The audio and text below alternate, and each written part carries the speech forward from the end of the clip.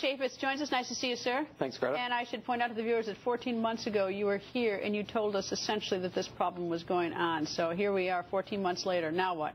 We were down on the border, and at the time there were about 6,000 unaccompanied minors coming across the border. Now estimate that number will be over 50,000. Next year, over 100,000. And they had the gall from the administration to come before the Homeland Security Committee and say that they had adequate staffing.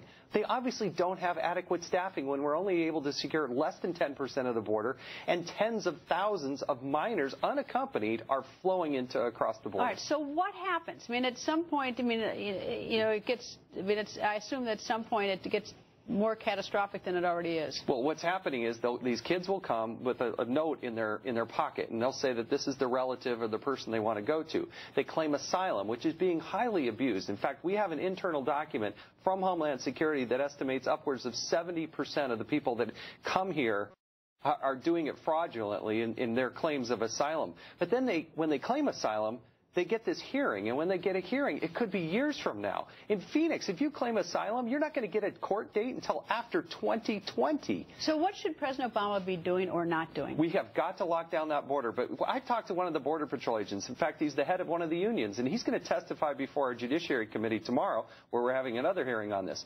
If that child comes across the border and we're going to take them to the relative, we should, of course, reunite that family, and then we should deport them. Deport who? The child or the whole family? Bring them back, the whole family, and take them back to Guatemala, Honduras, wherever it might be. Well, maybe the rest of the family. I mean, the family at this point, there may be some Americans in that family, maybe children that are born in America or whatever. But here's what they're not doing. They're not adequately vetting who we're turning these children over to. Some of them, we fear, are part of drug cartels. Maybe there's human or sex trafficking that's going on. What sort of vetting are they doing? We asked last week, and our staff talked to Homeland Security and asked them how they vet the people that they turn these kids over to. They wouldn't tell us.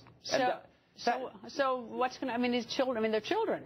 They are. I mean, some of these kids are 4 and 5 years old. Some of them are 8 or 12 years old. I mean, it is a huge, massive crisis. And I assume President Obama's going to say he doesn't have the money to build a fence.